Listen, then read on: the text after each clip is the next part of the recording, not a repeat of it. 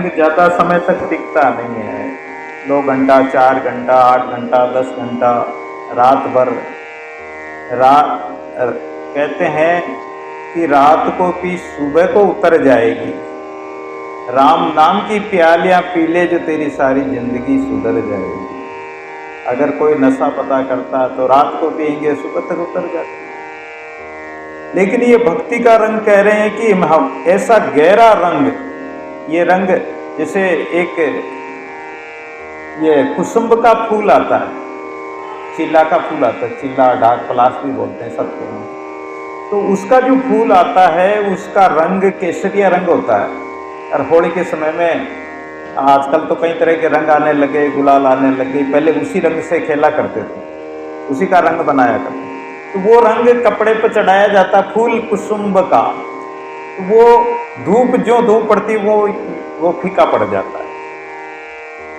लेकिन ये भक्ति का रंग कभी फीका नहीं पड़ता है, भक्ति का रंग कभी उतरता नहीं। भक्ति का रंग तो ज्यों ज्यों पीवे राम रस त्यों त्यों बढ़े पियास, ऐसा कोई एक विरला दादू दास।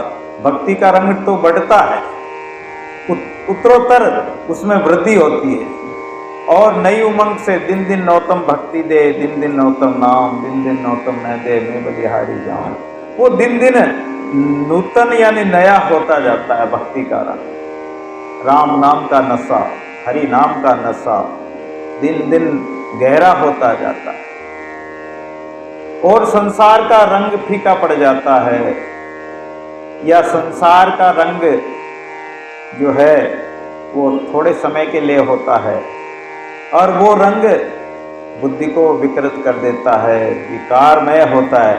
लेकिन ये भक्ति का रंग तो मनुष्य को परमात्मामय बना देता, राममय बना देता है।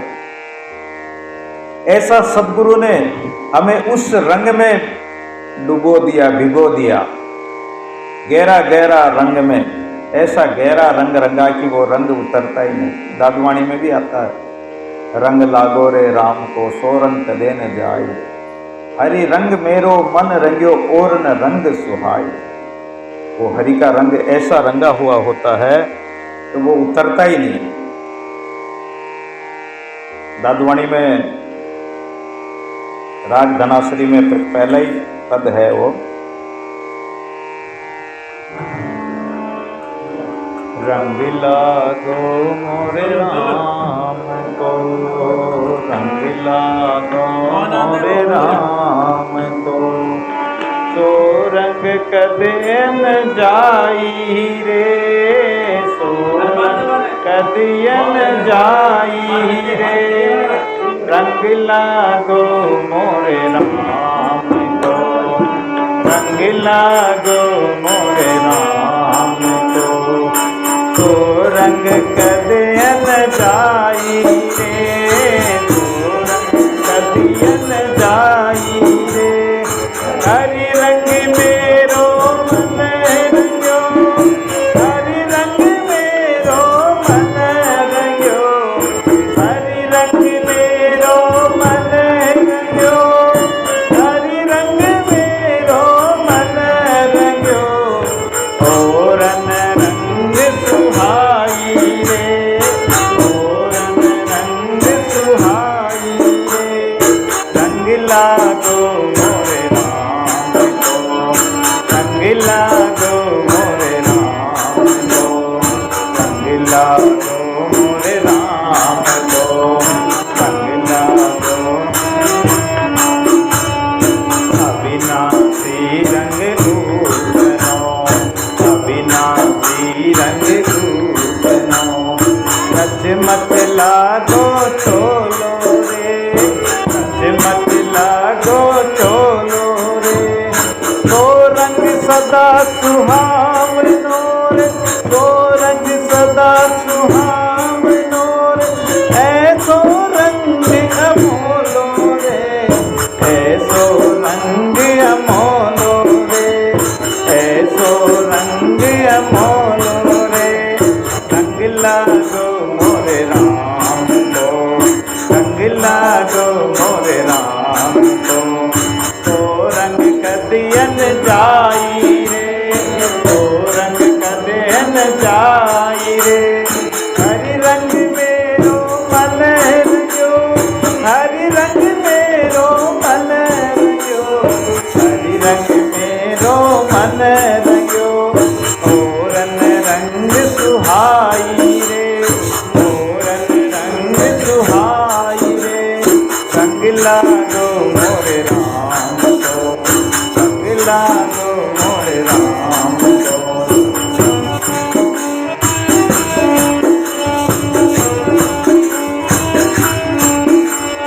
हरि रंग कदे न उतरे, हरि रंग कदे न उतरे, दिन दिन होई सुरंगो रे, दिन दिन होई सुरंगो रे, नित नवो निर्माण वे, नित नवो निर्माण वे, कदेन वेला भंगो रे, कदेन वेला भंगो रे, रंग लागो मोरे राम को, रंग लागो मोरे राम को, रंग लागो मोरे राम को, रंग लागो मोरे राम को।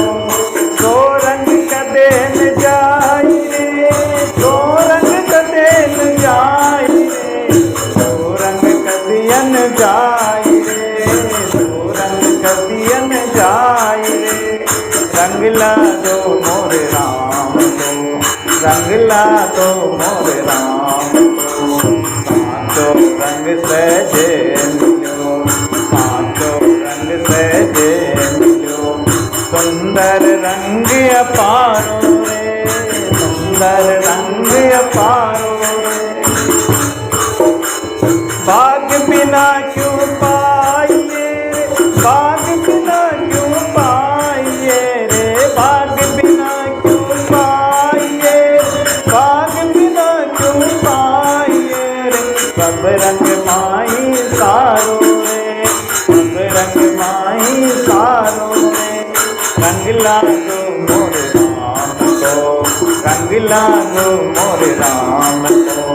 तो रंग कदे न जाई रे, तो रंग कदे न जाई रे, हरि रंग मेरो मन रंग्यो, हरि रंग मेरो मन रंग्यो, हरि रंग मेरो मन रंग्यो, मोरन रंग सुहाई रे, मोरन रंग सुहाई रे, रंग लागो मोरे राम को, रंग लागो मोरे राम को, रंग लागो मोरे राम को, रंग लागो मोरे राम को। अबरण को काबरणिए, अबरण को काबरणिए, तो रंग सहज स्वरूपो रे, तो रंग सहज स्वरूपो रे, बलिहारी उस रंग की जी, बलिहारी उस रंग की, बलिहारी उस रंग की, जन साधु देखे अनूपो रे, जन साधु देखे अनूपो रे, रंग लागो मोरे राम को, रंग लागो मोरे राम को।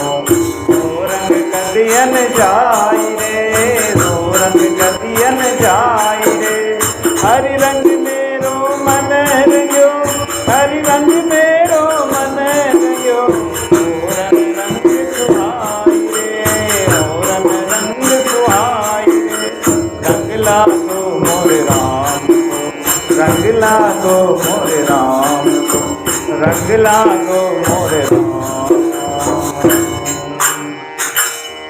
बोले दादू दयाल महाराज की, निरंजन देव की, सर्व संत महात्माओं की।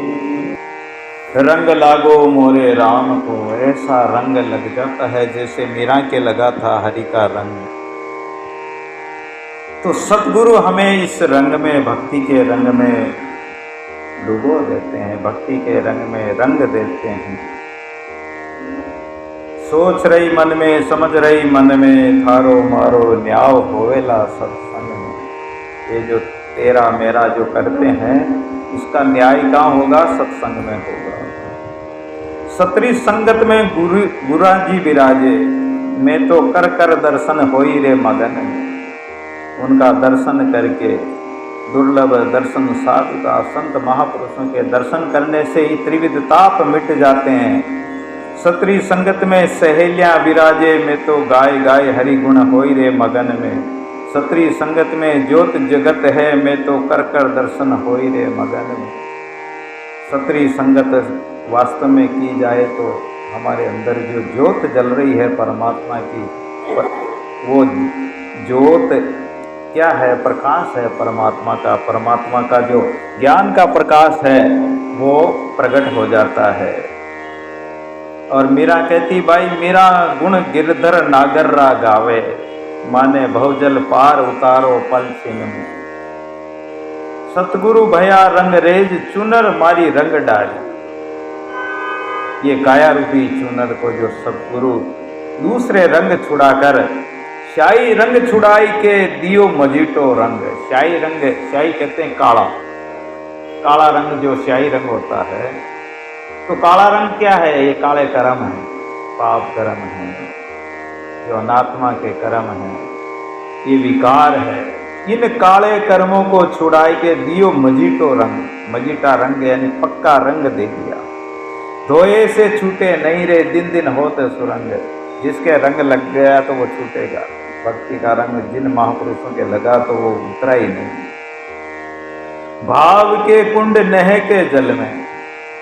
अच्छा, वो रंग कब लगेगा? कि आपका भाव होगा, अपना प्रेम होगा, तो भाव होगा, नह प्रेम होगा, तो वो भाव के कुंड में डुबोकर, नह के प्रेम के जल में डुबोकर, प्रेम रंग दई बोल, प्रेम के रंग में रंग दिया। चस्की चास लगाई के रे, और चाशनी ऐसी लगा दी कि वो चास लग गई, एक मतलब जिज्ञासा लग गई, जो खूब रंगी जग जोर। वो इच्छा, वो कामना, वो प्यास मिटती नहीं है। सतगुरु ने चुनड़ी रंगी रे, सतगुरु चतुर सुजान। सब कुछ उन पर वार दूं रे, तन मन धन और प्राण। तन भी तेरा, मन भी तेरा, तेरा पिंड प्राण, सब कुछ तेरा, तू है मेरा, ये दादू का ज्ञान। महाराज यही तो कहते हैं, संतों की वाणी एक ही होती है। कहे कबीर रंग रेज गुरु रे, मुझ पर हुए दयाल। वो दया कर दी, इसलिए तो दयाल दादू दयाल, इसीलिए कि दया करने वाले हैं। शीतल चुनरी ओढ़ के रे, फिर तो हमारी ऐसी चुनरी हो गई, शीतल चुनरी। ये काया रूपी चुनरी ऐसी शांत सरल शीतल, भाई हो मगन निहाल, मैं तो निहाल हो गई। ऐसे सद्गुरुदेव होते हैं जो हमें भक्ति के रंग में रंग देते हैं, भक्ति का ज्ञान दे देते हैं, आत्मज्ञान दे देते हैं। और कल हमने कथा प्रसंग में विचार सागर के कुछ प्रसंगों को श्रवण किया था। श्रवण मनन निधिध्यासन। तो जो जिसका मोह अहंकार इत्यादि सब नष्ट हो गए, जिसकी वृत्ति शांत सरल हो गई, जो निरंतर परमात्मा का ध्यान करते हैं, ध्यान योग में निरंतर लगे रहते हैं, यही निधिध्यासन कहलाता है। इसी को निधिध्यासन कहते हैं। और फिर आत्मज्ञान का फल बताया कि जिसके राग द्वेष, विद्या अविद्या अस्मिता, राग द्वेष अभिनिवेश, ये सब क्लेश नष्ट हो जाते हैं। जन्म मृत्यु के महान दुख उसके नष्ट हो जाते हैं। वो इन महान दुखों से छूटकर अजर अमर ब्रह्म पद को प्राप्त हो जाता है। आत्मज्ञान का यही फल है। नहीं तो आत्मज्ञान की क्या जरूरत पड़े। बड़े बड़े महात्मा जंगलों में जाकर तपस्या की, भजन किया, अपने हाड़ गड़ाए। क्यों गड़ाए उन्होंने? बड़े बड़े राजा अपना राज छोड़कर और तपस्या की, भजन किया।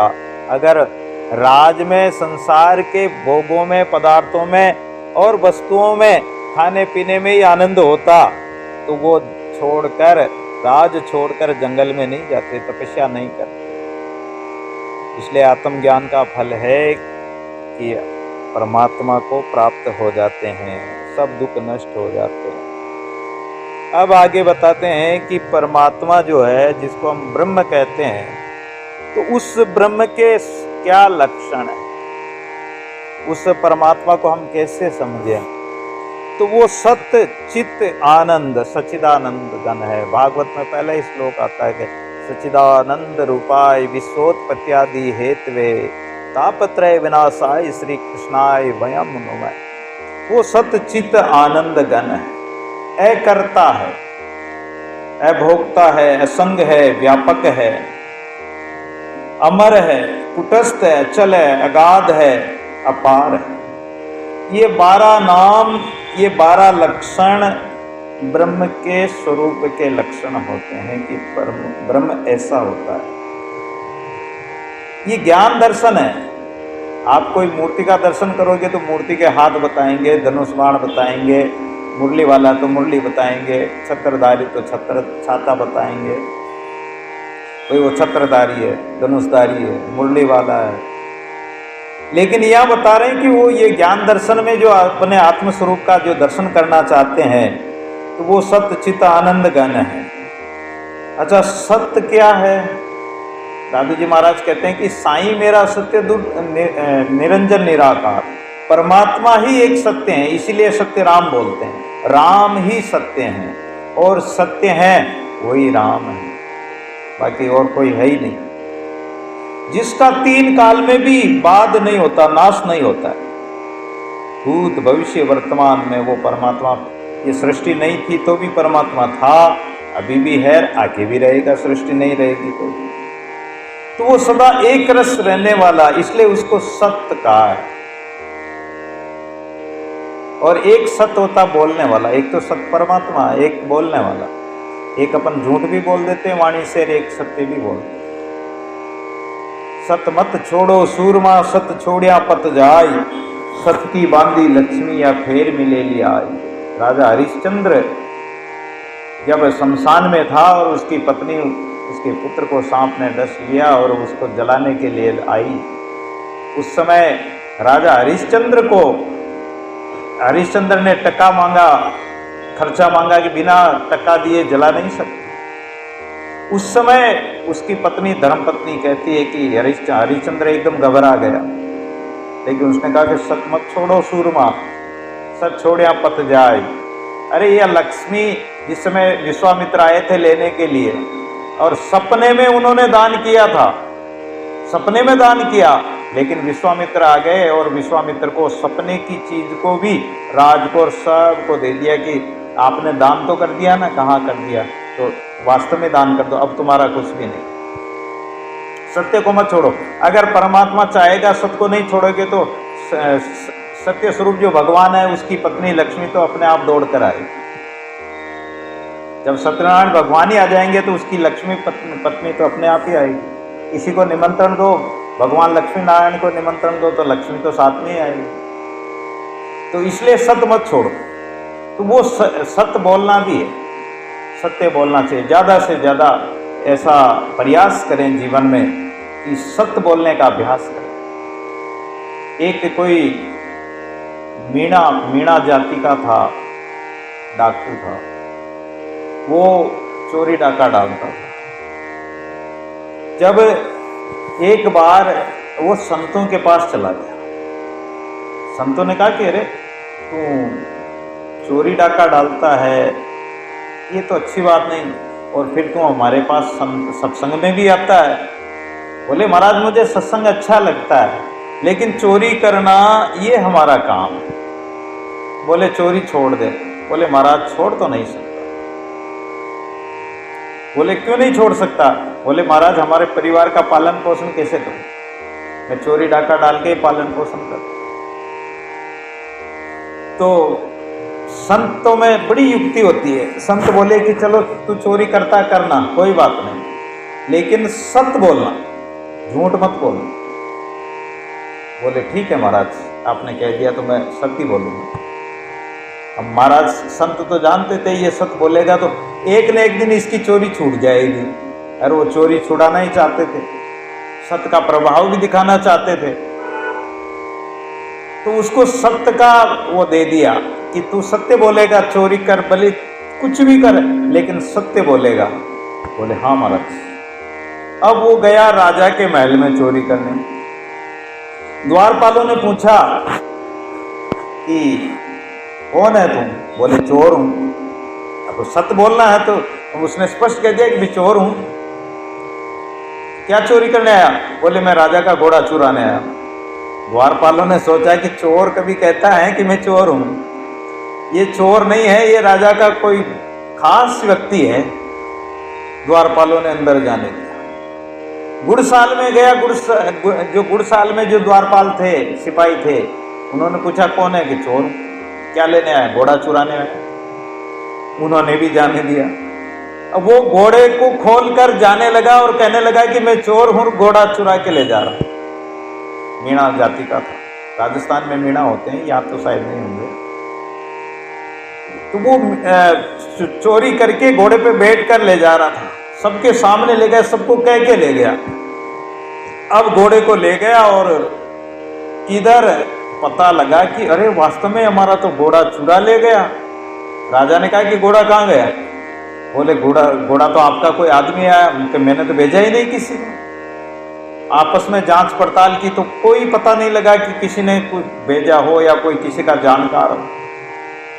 राजा ने कहा कि अरे वो चोर था, तुम्हारी आंखों के सामने घोड़ा चुरा कर ले गया, तुम कह रहे हो कि हमारे सामने ले गए और तुमने रोका नहीं। अब वो घोड़ा जिधर गया था उसके खोज के अनुसार उसके पीछे सेना लगा दी, सिपाही लगा दिए और वो खोजते खोजते जा रहे थे। पीछे से देखा कि सेना तो आ गई। उसको भाई चोर था तो आखिर वो जानता तो था ही कि पीछे सेना आ गई, पकड़ेगी। तो वो घोड़े को दुड़ाकर महात्मा जी के आश्रम में ले गया और वहां एक झाड़ियों में बांध दिया और महात्मा जी का सत्संग चल रहा था और सत्संग में जाके बैठ गया। सत्संग में प्रसंग आया कि यदि कोई व्यक्ति इस जीवन में जितना भी पाप किया हो, जितना भी कर्म किया हो, अगर वो प्रायश्चित कर ले और मन में सोच ले कि मैं अब पाप नहीं करूंगा, और वो अगर संन्यास धारण कर ले तो उसका नया जन्म हो जाता, तो उसके सारे पाप कट जाते, सारे पाप खत्म हो जाते हैं। लेकिन बेशर्त है कि वो फिर और आगे कोई कर्म नहीं करे, पाप नहीं करे। तो उसने सोचा कि सिपाही तो आ गए, सिपाही चारों तरफ घेरा दे दिया। खोज ढूंढते ढूंढते आए कि हमारा चोर इन्हीं श्रोता गणों में बैठा हुआ है। अब वो श्रोता गणों में ढूंढे तो ढूंढे कैसे? भाई सत्संग पूरा होगा तो खोज के अनुसार पकड़ेंगे कि ये खोज इसके हैं। तो उसने क्या किया कि जो ही सत्संग पूरा हुआ और उसने महाराज से कहा कि महाराज मुझे जल्दी सन्यास दे दो, चेला बना दो। अभी सिपाही तो पकड़ के ले जाएंगे, गाड़ी में पहलेंगे, सूली पे चढ़ाएंगे, क्या पता क्या दंड देंगे, क्या सजा देंगे। और उसी समय वो महाराज से दीक्षा ले ली, सन्यास ली। अब इतने में वो सब सत्संगी जो श्रोतागण थे वो चले गए। अब महाराज और वो रह गए। बोले महाराज ये चोर है, इसके खोज मिल रहे हैं, ये घोड़ा चुरा कर लाया और हमने देखा है। तो महाराज ने कहा कि अरे तूने घोड़ा चुराया? बोले महाराज मैंने तो इस जन्म में नहीं चुराया। अब वो सन्यास ले लिया तो उसने कहा कि नया जन्म हो जाता है, मैंने इस जन्म में चुराया ही नहीं। महाराज ने पूछा कि तुम्हारा घोड़ा किस रंग का था? बोले श्याम कलर का। तो उसके मुंह से निकल गया, देखो वो सत्य बोलता था। उसने, महाराज ने कहा, गुरुजी ने कहा कि तू सत्य बोलना, तो उसके मुंह से निकल गया श्याम ते श्वेत किया। जो श्याम कलर का घोड़ा था उसके मुंह से निकल गया कि नहीं घोड़ा तो सफेद है, सफेद था। अब घोड़े को जाकर देखा तो घोड़ा काठी वो की वही रंग, मतलब जो उसकी बनावट, उसकी पहचान सारे वो के वही है, लेकिन घोड़ा श्याम कलर से श्वेत हो गया, सफेद हो गया। काला कलर का था और वो सफेद घोड़ा बन गया। महाराज ने कहा कि भाई ये झूठ तो नहीं बोल रहा है, झूठ तो नहीं बोलता। इसने कहा सफेद हो तो घोड़ा सफेद ही है, तुम कहते हो कि श्याम कलर का। कि महाराज घोड़ा ये का यही है और यही आदमी था और यही आया था, घोड़ा चुरा कर लाया।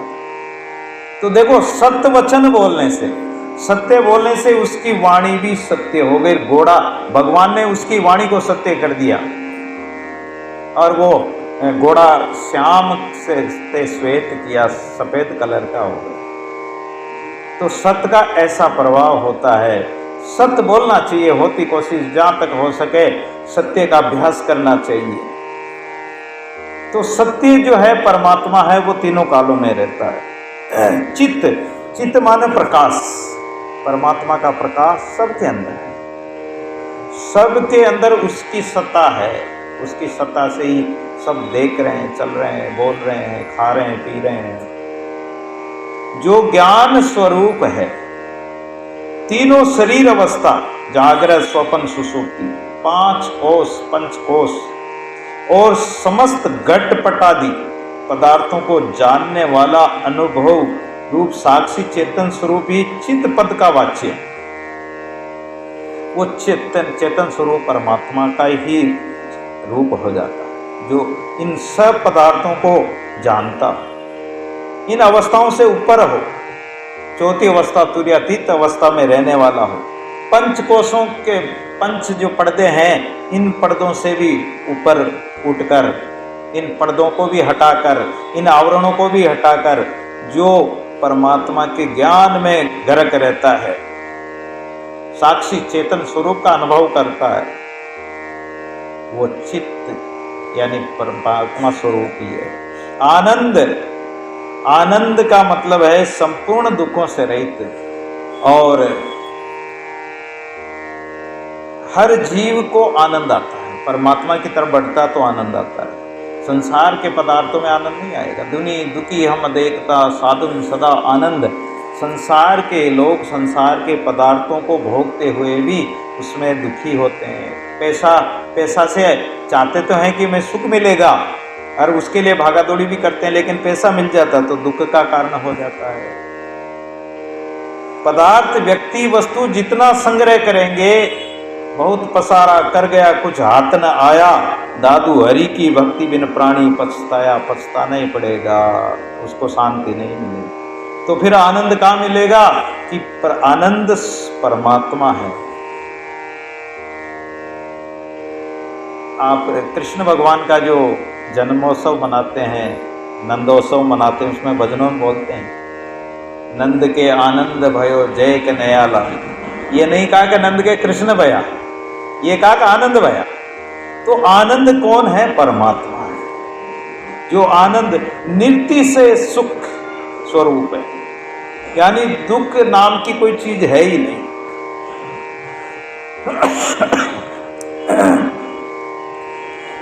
जीव ईश्वर भिन्न है या भिन्न है? ये शिष्य प्रश्न पूछता कि जीव और ईश्वर में, यानी ये दोनों अलग अलग है या एक ही है? तो जीव कौन है? अज्ञान अवस्था में जीवात्मा। जब तक अज्ञान अवस्था है तो ये जीवात्मा परमात्मा से अपने आप को भिन्न प्रतीत मानता है, भिन्न मानता है और भिन्न प्रतीत भी होता है। लेकिन ज्ञान दशा, आत्मज्ञान हो जाता है तो ज्ञान दशा में या मोक्ष अवस्था में ये अभिन्न हो जाता है, क्योंकि दूसरा तो कोई ईश्वर अलग से है ही नहीं और जीव नाम की कोई चीज भी नहीं है। जीव तो कर्तृत्व अभिमान के कारण, जीव भाव के कारण ये जीव बनता है अज्ञान अवस्था में। जीव इसकी एकता का हेतु और प्रमाण क्या है? भाई जीव और ईश्वर एक कैसे हो? इसमें किस कारण से या किस प्रमाण के द्वारा ये एक हो जाए? तो इसमें महावाक्य बताए हैं, प्रज्ञानम ब्रह्म, तत्वमसि ब्रह्म, अहम ब्रह्मास्मि, अयम आत्मा ब्रह्म। चारों वाक्य बता दिए, ये वेद के बोधक वाक्य। सत्य चित आनंद स्वरूप आत्मा है और सत्य चित आनंद रूप ब्रह्म है, इसलिए दोनों समान होने से ये ब्रह्म ही आत्मा है, आत्मा ही ब्रह्म का स्वरूप है। अतः सच्चिदानंद लक्षण ही जीव ब्रह्म की एकता का हेतु है, जिसमें ये सत्य चित आनंद घन के लक्षण हो गए। तो वो जीव और ब्रह्म अलग अलग नहीं होगा, वो एक ही। इसी हेतु को लेकर जीव ब्रह्म की एकता में कई प्रमाण भी दिए जाते हैं। ऐसा वेदांत में भी कई प्रमाण हैं। सच्चिदानंद रूपत्वाद, रूपत्वाद ब्रह्मेव आत्मन संशय प्रमाण कोटि संधानादिति वेदांत डिंडिम, वेदांत में कहा गया है। अच्छा, ब्रह्म आत्मा की एकता के विषय के क्या दृष्टांत है? ब्रह्म और आत्मा, ये जीव आत्मा और ब्रह्म है, तो इसकी एकता के विषय में किस प्रकार हम समझ सकते हैं, कैसे उदाहरण से समझ सकते हैं? तो ऐसा कहते हैं कि जैसे बहुत बड़ा अग्नि का ढेर हो और उस अग्नि में से एक छोटी सी चिंगारियां, जैसे चिंगारियां निकलती, तो वो चिंगारी में और अग्नि में कोई भेद है क्या? नहीं है। जो अग्नि वो ढेर में है वही चिंगारी में। जो अंगारा बाहर निकाल के रख दिया तो वो अंगारे में जो अग्नि है वही उस ढेर में है। वास्तव में दोनों एक ही है। जैसे घटाकाश और मठाकाश वास्तव में एक है। घट कहते हैं घड़े को। घड़े के अंदर जो आकाश होता है, अवकाश होता है, खाली जगह होती है। घड़े के बाहर जो खाली जगह होती है, तो घड़े के अंदर भी वही आकाश है, घड़े के बाहर भी वही आकाश। मठ के अंदर भी वही आकाश है, बाहर भी वही आकाश है। जल माई कुंभ, कुंभ माई जल है, कुंभ माई जल है, जल माई तरंग समाई, माने जिन दिन संत मिल जाए वही दिन लेखा में। कल भजन बोल के आए थे। तो परमात्मा वो एक समान है। गंगा नदी का जल और लोटे में भरा हुआ जल एक ही है। लोटे में भर लो तो भी वही जल है, और गंगा नदी में जो बह रहा जल वो भी जल वो का वही है। इस प्रकार ब्रह्म आत्मा की एकता के अनेक दृष्टांत है। जीव को समझाने के लिए इन दृष्टांतों को संत महात्मा कहते हैं। आत्मज्ञान के लिए इनको समझना भी जरूरी है। ईश्वर के वाचार्थ और लक्ष्यार्थ के क्या लक्षण बताए हैं? तत्पद को ईश्वर का वाचार्थ कहते हैं, तत्पद और त्वम पद। तो जो तत्पद है वो तत्व स्वरूप परमात्मा है, ईश्वर है, इसलिए तत्पद परमात्मा है, ईश्वर है। ईश्वर का देश, काल, वस्तु, सृष्टि, सामग्री, शरीर, अभिमानी कार्य, धर्म, ईश्वर कौन कौन है? मतलब ईश्वर का देश कौन सा है, उसका काल क्या है, वस्तु क्या है, उसके पास क्या क्या सामग्री है, उसका शरीर कैसा होता है, वो क्या मतलब किसका अभिमानी देवता है, उसका कार्य क्या है, उसका धर्म क्या है। तो बताते हैं कि अव्याकृत माया ही ईश्वर का देश। ये जो सृष्टि है, इस माया के द्वारा सारी सृष्टि जो दिखाई देती बनाई हुई है, ये माया ही ईश्वर का देश माना जाता है, अव्याकृत। लेकिन इस माया से परे है ईश्वर, बनाई हुई उसी की, उसमें है परमात्मा, लेकिन परमात्मा में नहीं है, क्योंकि परमात्मा तो अव्यक्त है, अव्याकृत है, वो करते हुए भी अकर्ता है। इसलिए सृष्टि है तो उसी की बनाई हुई, लेकिन उसमें रहते हुए भी वो उससे निर्लेप है, उससे अलग है। उत्पत्ति, स्थिति, प्रलय ये परमात्मा के, ईश्वर के काल है। सतोगुण, रजोगुण और तमोगुण ये ईश्वर की वस्तु है, और यही सृष्टि की सामग्री है। विराट, हिरण्यगर्भ, अव्याकृत ये तीन ईश्वर के शरीर हैं। ये जो माया दिखाई देती है, ये विराट स्वरूप दिखाई देता है। वैश्वानर, सूत्रात्मा, अंतर्यामी, ये तीन ईश्वर के अभिमानी देवता है। मैं एक हूं और अनेक हो जाऊं, एकोम बहुश्याम, एक से मैं अनेक हो जाऊं। ये इच्छा जो की जाती है, ये इच्छादि सहित जो जीव रूप करके पर्वत हुआ, वो ही सृष्टि ईश्वर का कार्य है। तो ये जीव ही, ये वो ही शक्ति है, वही सत्ता है, लेकिन ये सृष्टि की इच्छा करता है कि मैं अनेक से एक हो जाऊं। सर्वशक्तिपना, सर्वज्ञपना, सारी शक्ति उसके पास, वो जो चाहे जो कर सकता है। भगवान कृष्ण ने अग्नि का पान कर लिया, बड़े बड़े राक्षसों को मार दिया, 7 दिन की अवस्था में पूतना को मार दिया, सकटासुर को मार दिया, तृणाव्रत, बकासुर, अगासुर, धेनुकासुर, पता नहीं कितने कितने राक्षसों को मार दिया। तो ये शक्ति उसी के पास है। सर्वशक्तिपना, सर्वज्ञपना, अच्छा वो सब जानता है, व्यक्ति के अंदर बाहर की सब गति को जानता है। व्यापकपना, वो एक देशीय नहीं है। अपन यहाँ बैठे तो एक देश में एक जगह में बैठे हैं, लेकिन वो सब जगह जहाँ पुकारो वहीं वो परमात्मा प्रकट हो जाता। जैसे माचिस की तिल्ली को लेके और जलाया जाए तो वो वहीं जल जाती है, और जलकर वो वापस सामान्य अग्नि में समाहित हो जाती है। ऐसे ही परमात्मा को अगर कोई जिज्ञासु जन पुकारते हैं तो परमात्मा प्रकट हो जाता है, लेकिन वापस अंतर्ध्यान होता तो अपने सामान्य स्वरूप में, सर्वव्यापी स्वरूप में लीन हो जाता है। तो वो व्यापक है। एकपना, इतना व्यापक होते हुए भी, सब में होते हुए भी वो एक ही है। स्वाधीनपना, अच्छा वो अपने अधीन है। वो एक वो इसमें कहा है, नादवाणी में भी एक शब्द आता है कि परमात्मा मेरे तके में रहूं, मैं रहूं, आप कहे सृजनहार, मेरे आश्रय में रहूं, ऐसा कहे सृजनहार। तो दादवाणी में 2-3 शाखाएं आती हैं। तो भगवान कहते हैं कि मैं मेरे आश्रय ही रहता हूँ। वो दूसरे का अधीन नहीं होता, दूसरे का आधार पर नहीं रहता, और उसके आधार पर सारी सृष्टि है। उसके आधार से ही, उसकी सत्ता से ही सूर्य, चंद्रमा, ग्रह, नक्षत्र आदि सब अपने अपने ग्रहों में, अपने अपने चक्कर में घूम रहे हैं।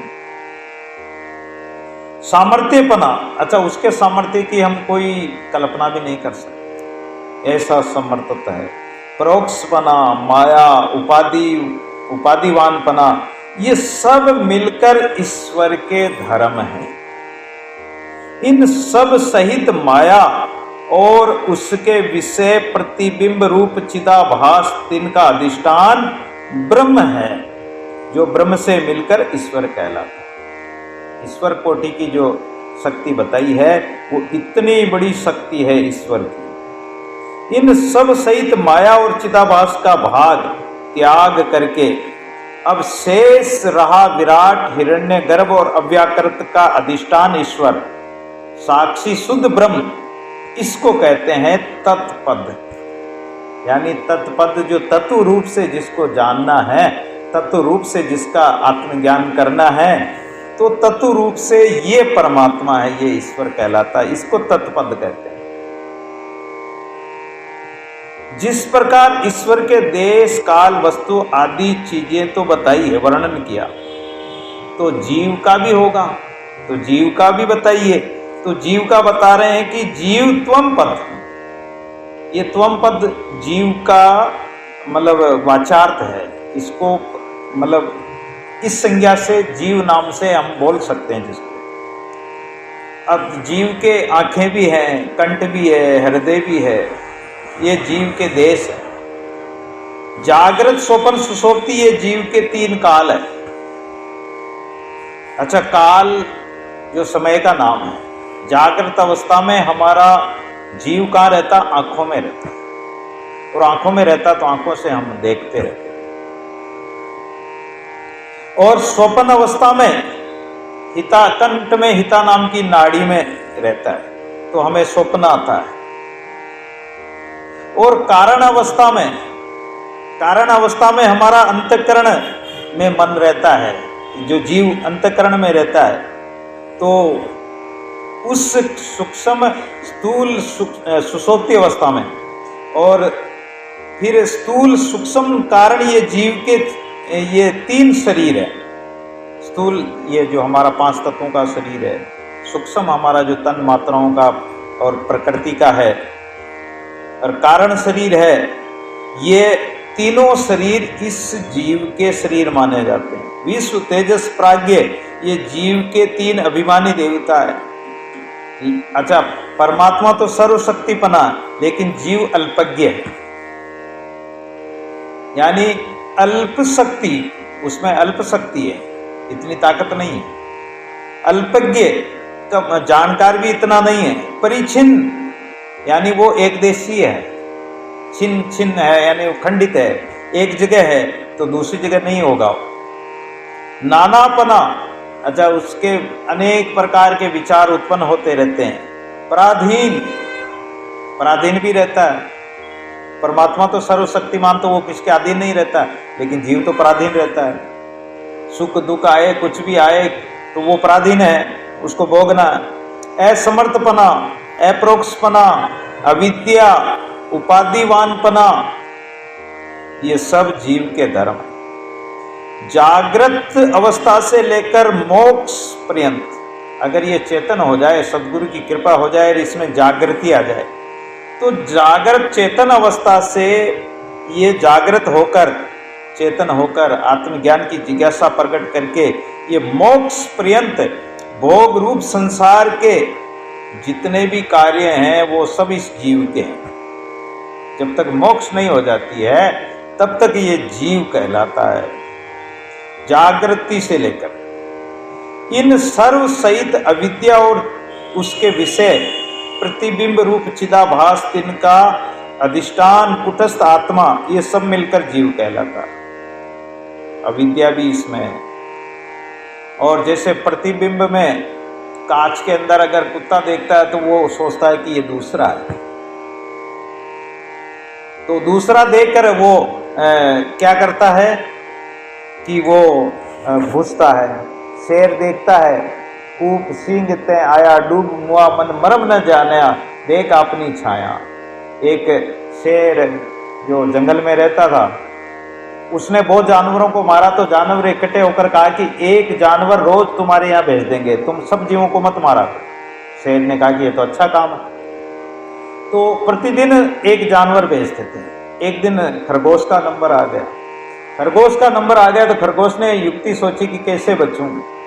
मन में उपाय सोचा और वो धीरे धीरे चलता चलता चलता झाड़ियों में गया, तो 2-3 जगह उसके खून वून भी छिल गए, चमड़ी छिल गई, खून छकने लग गया।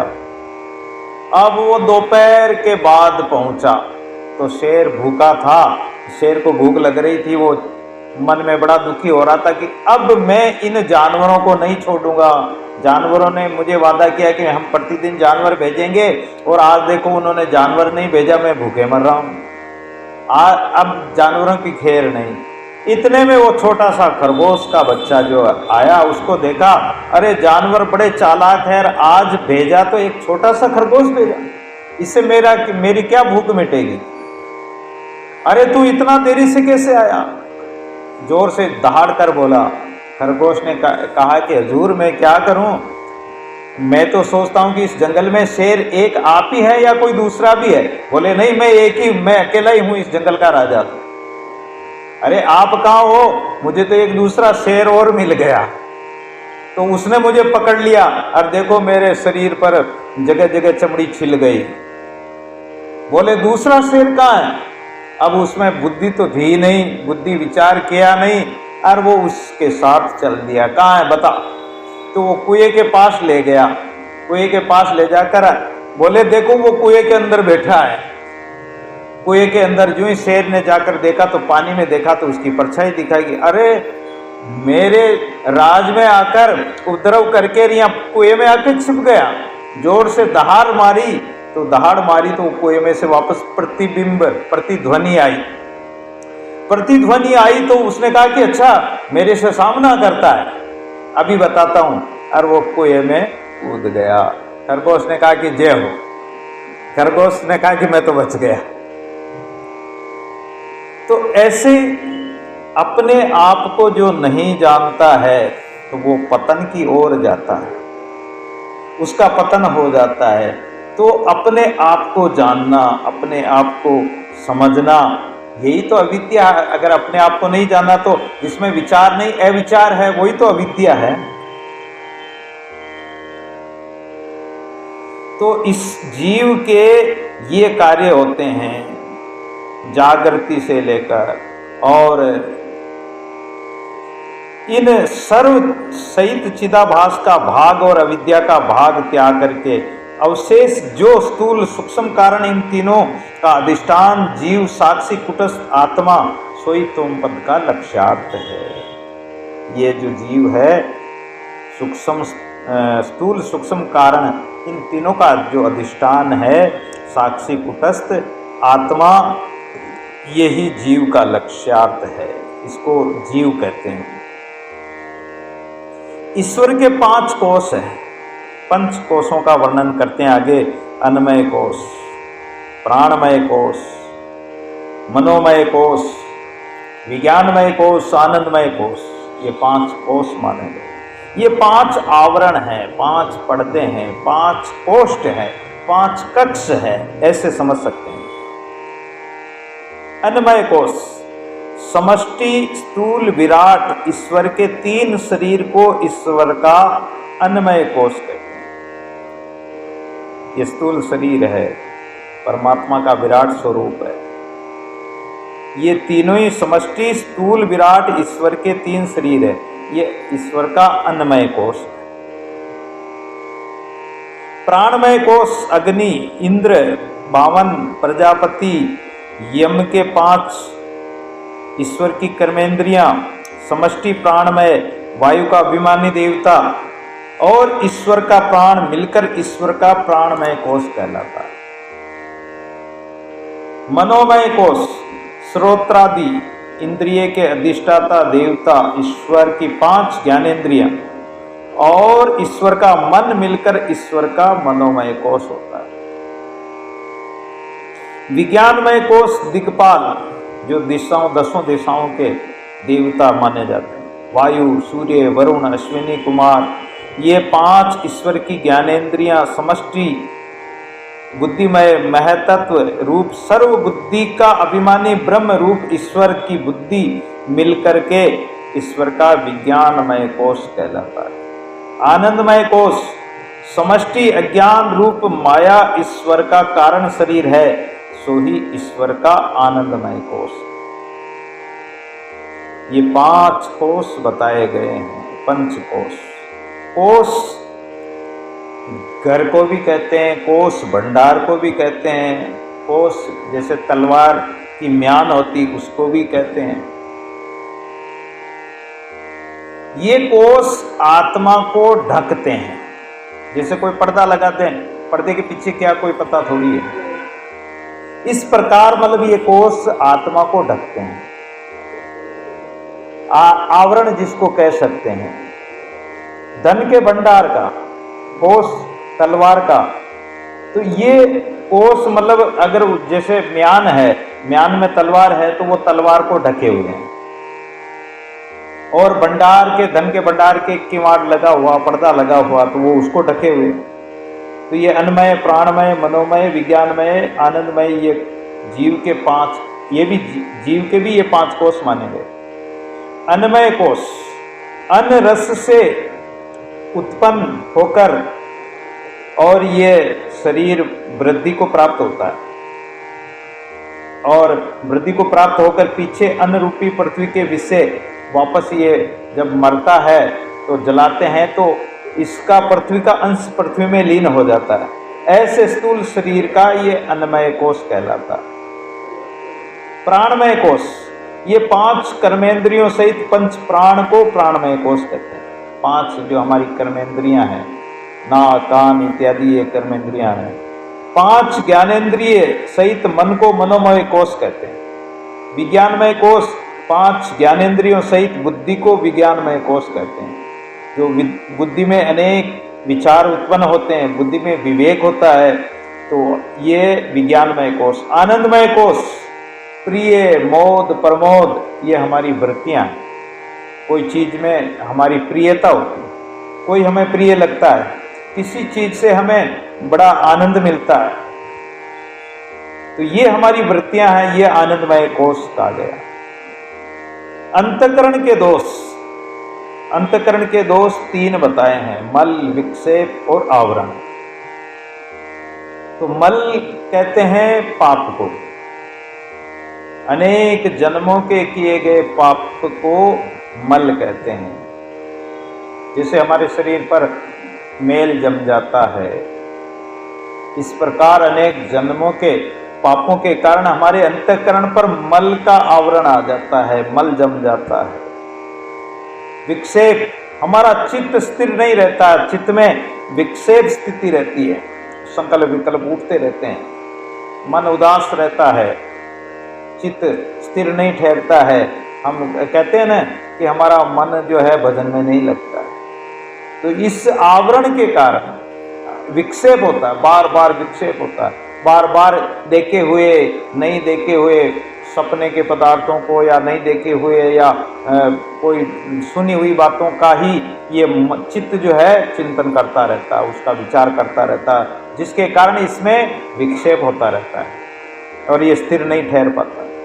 जैसे दीपक जलता हो और अगर खिड़की खुली और हवा आती हो तो दीपक की लो एक स्थिर नहीं रहती। ऐसे हमारा चित्त इस विषय विकारों के जो ये हमारे जो इंद्रिय रूपी ज्ञानेंद्रिय रूपी जो द्वार जरों के खुले हैं, इसमें विषय वासना की जो हवा आती रहेगी तो हमारा चित्त स्थिर नहीं रहेगा।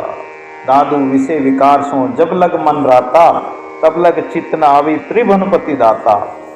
वो स्थिर कैसे रहेगा? आवरण जो स्वरूप आत्मा को आच्छादित करता हो, हमारी जो आत्मा है उसको ढक लेता है, उसको आवरण कहते हैं। तो मल, विक्षेप, आवरण ये अंतःकरण के दोष माने गए हैं। इन दोषों का निवारण कैसे हो?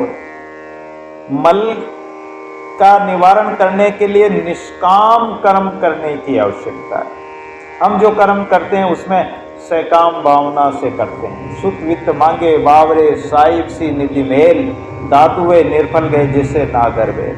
हम भजन करते हैं, माला फेरते हैं, पूजा पाठ करते तो क्या मांगते हैं? हमारे घर में शांति हो, हमारे संतान हो जाए, पोता हो जाए, हमारे घर में ये हो जाए, वो हो जाए, ये सुख मिल जाए। तो हमारी तो कामना लेकर कर रहे हैं। और जो कामना से किया हुआ कर्म, भगवान कहते हैं कि मैं उस कर्म को पूरा कर दूंगा लेकिन मैं नहीं मिलूंगा, और वो जीव आत्मा भी मेरे में नहीं मिलेगा। इसलिए निष्काम कर्म करने से पाप दूर होता है। विक्षेप, निष्काम उपासना करने से विक्षेप भी दूर होता है। चिंतन करते हैं तो चिंतन में भी भगवान का ही चिंतन हो। निष्काम उपासना, भगवान से भी कुछ नहीं मांगो। सुंदरदास जी महाराज ने एक जगह कहा है कि तर्क मोला तर्क का ऐसे मतलब 3-4 बात बताते हैं। तर्क तर्क यानी संसार की कोई वस्तु नहीं मांगना, भगवान से भी कुछ नहीं मांगना, और मांगने की इच्छा का भी परित्याग कर देना, यानी मांगना भी नहीं, मांगने का संकल्प भी नहीं उठना। प्रहलाद जी महाराज ने जब हिरण्यकश्यप को मार दिया भगवान नरसिंह भगवान ने, और प्रहलाद को कहा कि मांगो, तो प्रहलाद जी भगवान से कहते हैं कि प्रभु हमें मांगना आता ही नहीं, पहली बात तो। दूसरी बात कि हमारे मांगने की कभी इच्छा ही प्रकट नहीं हो, ऐसा वरदान भी।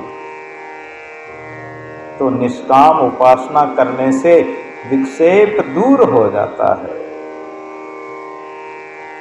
आवरण, स्वस्वरूप के दृढ़ अप्रोक्ष ज्ञान से आवरण ढेर होता है, दूर हो जाता है।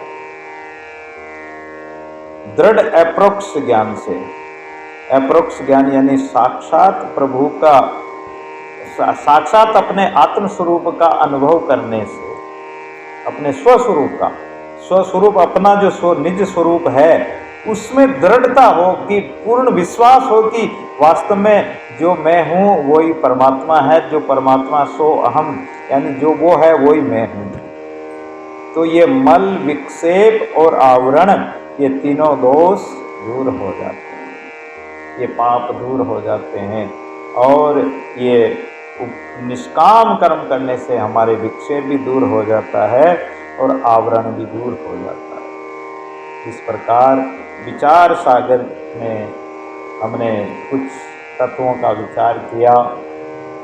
दादू जी महाराज की वाणी भी हमें यही बताती है कि संसार में रहते हुए भी कमल पत्थर की तरह निर्लेप होकर रहो और इन दोषों का निवारण कर दो। तन मन के तजे विकार, आपा मिटे हरि बजे। तन मन तजे विकार, निर्वेरी सब जीव सू, दादू ये मत सार। तो तन मन के विकारों को त्यागते हुए आपा को मेट कर हरि का भजन करें, परमात्मा का भजन करें, राम नाम का सुमिरन करें। तो राम नाम से हमें बड़ा आनंद मिलता है। आइए एक छोटे से भजन के साथ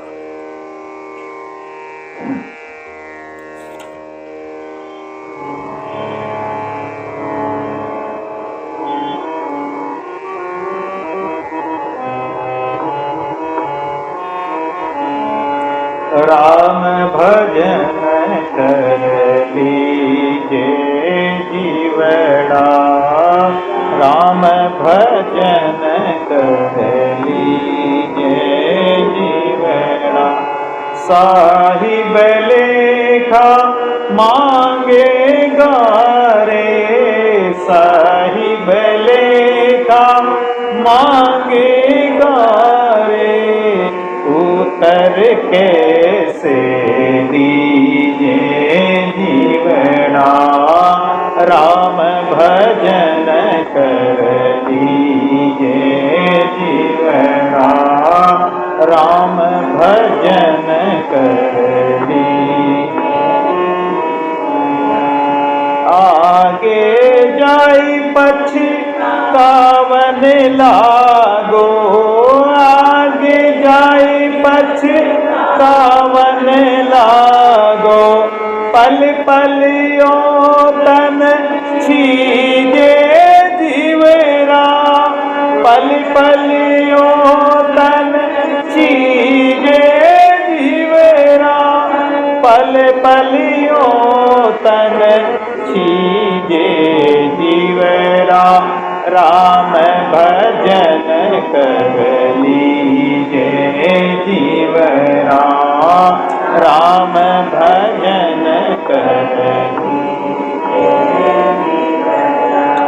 राम भजन कर लीजे रे जीवरा, राम भजन कर लीजे रे जीवरा, राम भजन कर लीजे जीवरा।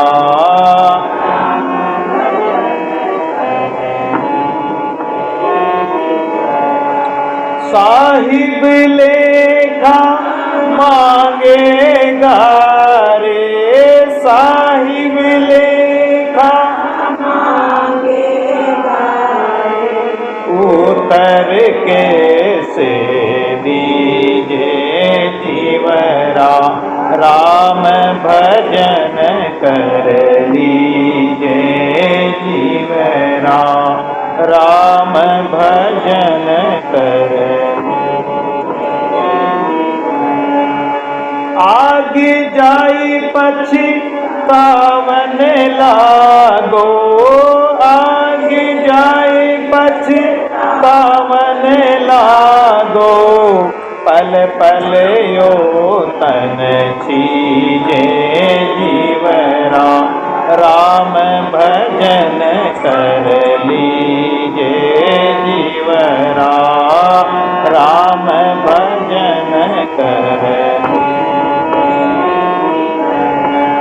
तात जीव सम जाई कहूँ रे, तात जीव सम जाई कहूँ रे।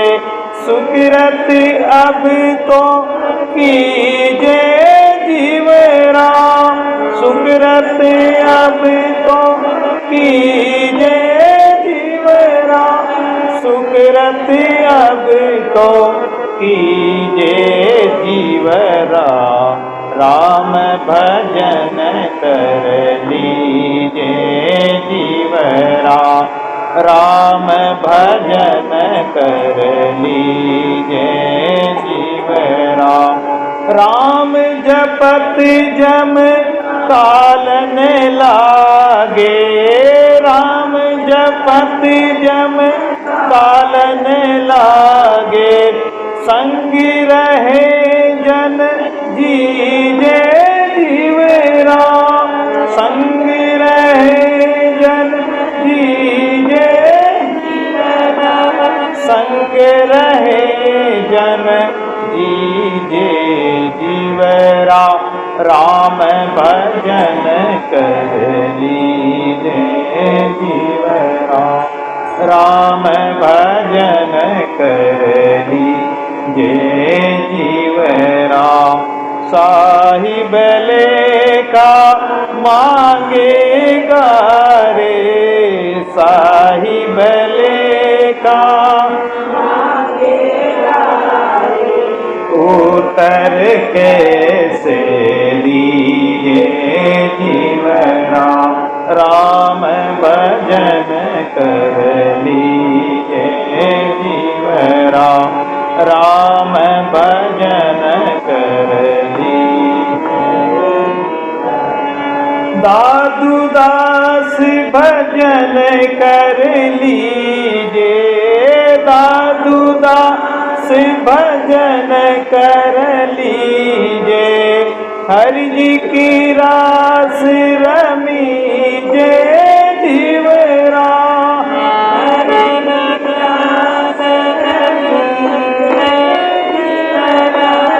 हरि जी की रास रमीजे जीवरा राम भजन कर लीजे जीवरा राम भजन कर लीजे जीवरा मेली चादर ओढ़ के कैसे मेली चादर ओढ़ के कैसे द्वार तुम्हारे आऊं द्वार तुम्हारे आऊं हे पावन परमेश्वर मेरे मन ही मन शरमाऊं मेली चादर ओढ़ के कैसे द्वार तुम्हारे आऊं मेली चादर ओढ़ के कैसे बोला दयाल महाराज की निरंजन देव की सद्गुरुदेव भगवान।